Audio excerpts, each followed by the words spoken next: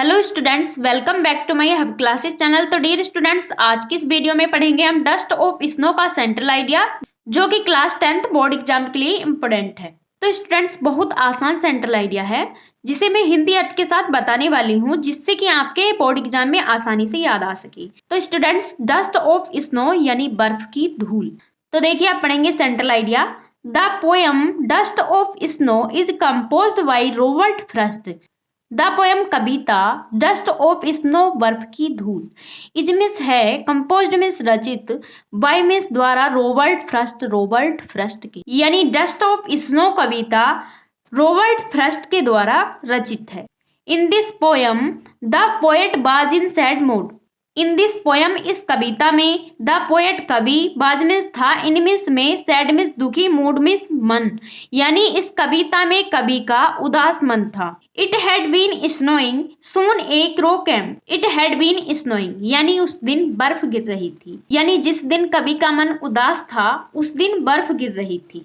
सून miss तभी, ए means एक, crow miss कौआ, केम मिस आया, तभी एक कौआ आया। It shook the dust of snow on poet. It shook गिरा दी, द डस्ट मिस धूल, ऑफ मिस की, स्नो मिस बर्फ की, ऑन मिस ऊपर, पोइट मिस कवि के, यानी उसने कवि के ऊपर बर्फ की धूल गिरा दी। This changed his mood.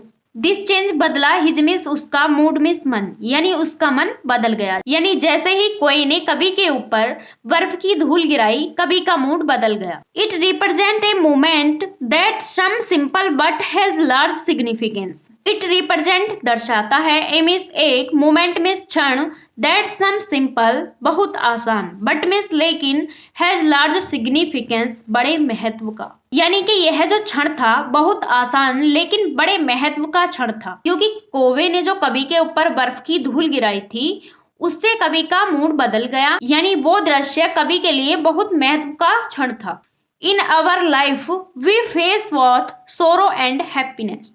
In our life अपने जीवन में, बी में हम, फेस में सामना, बोथ में दोनों, सोरो में दुख, एंड में और हैप्पीनेस खुशी का, यानी कि हम अपने जीवन में सुख और दुख दोनों का सामना करते हैं। Everyone should be hopeful for betterment. Everyone प्रत्येक शुड भी चाहिए, होपफुल आशा, फॉर बेटरमेंट बेहतर होने के लिए, यानी प्रत्येक को बेहतर होने के लिए आशा रखनी चाहिए। तो डियर स्टूडेंट्स, इस प्रकार से डस्ट ऑफ स्नो का सेंट्रल आइडिया कंप्लीट हो गया है। तो डियर स्टूडेंट्स, वीडियो कैसी लगी कमेंट्स बॉक्स में जरूर बताना। वीडियो अच्छी लगी हो तो लाइक कर देना और चैनल को सब्सक्राइब करके बेल आइकन प्रेस कर देना, जिससे कि आने वाली वीडियो की नोटिफिकेशन सबसे पहले मिल सके। तो चलिए मिलते हैं नेक्स्ट वीडियो में एक न्यू टॉपिक के साथ। तब तक के लिए जय हिंद, वंदे मातरम।